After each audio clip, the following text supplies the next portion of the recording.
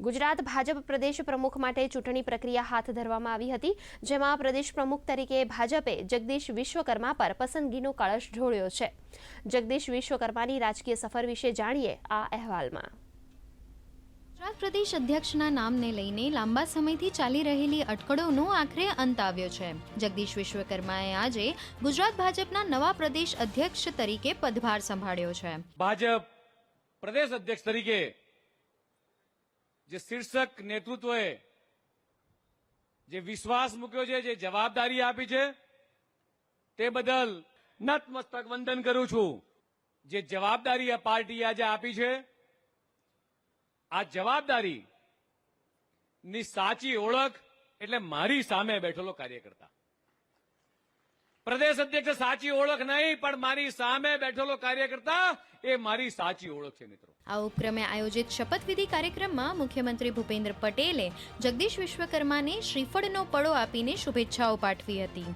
તેમજ પૂર્વ પ્રદેશ અધ્યક્ષ CR પાટીલે ભાજપનો ઝંડો નવનિયુક્ત પ્રદેશ પ્રમુખ જગદીશ વિશ્વકર્માને સોંપ્યો હતો। આપ સૌનો સાથ અને સહકાર હતો, આપ સૌની હિંમત હતી, આપ સૌનું પીઠબળ હતું। માનનીય પ્રધાનમંત્રી શ્રી નરેન્દ્ર મોદી સાહેબનો અને શ્રી અમિતભાઈ શાહ સાહેબના આશીર્વાદ હતા, માર્ગદર્શન હતું, અને એના કારણે આ 5 વર્ષના સમયગાળાની અંદર જે પણ પડકારો ગુજરાત ભારતીય જનતા પાર્ટીની સામે આવ્યા એને સફળતાપૂર્વક આપણે પાર પાડી શક્યા। એમાં તમારી મહત્વની ભૂમિકા રહી છે। નવનિયુક્ત જે આપણા અધ્યક્ષ થયા છે એ જગદીશભાઈ વિશ્વકર્માને ખૂબ ખૂબ શુભેચ્છાઓ પાઠવું છું।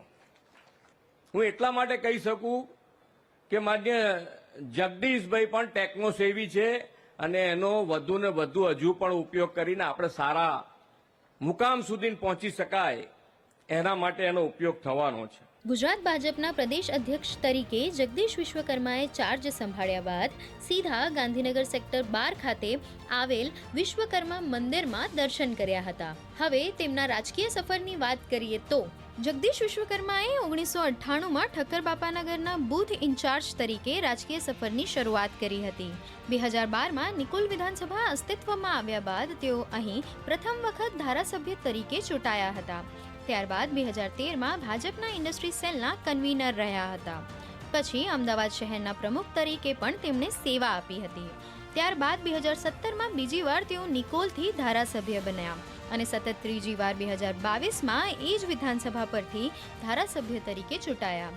2022માં ભૂપેન્દ્ર પટેલની સરકારમાં તેમણે મંત્રી પદ સંભાળ્યું। 2022માં જ તેમને રાજ્યમંત્રીનો વધારાનો હવાલો સોંપાયો હતો। આમ જગદીશ વિશ્વકર્માએ સંગઠનથી લઈને સરકાર સુધીના વિવિધ સ્તરે મહત્વની ભૂમિકાઓ ભજવીને ગુજરાતના રાજકારણમાં પોતાની નોંધપાત્ર કારકિર્દી બનાવી છે। બ્યુરો રિપોર્ટ, દૂરદર્શન સમાચાર, અમદાવાદ।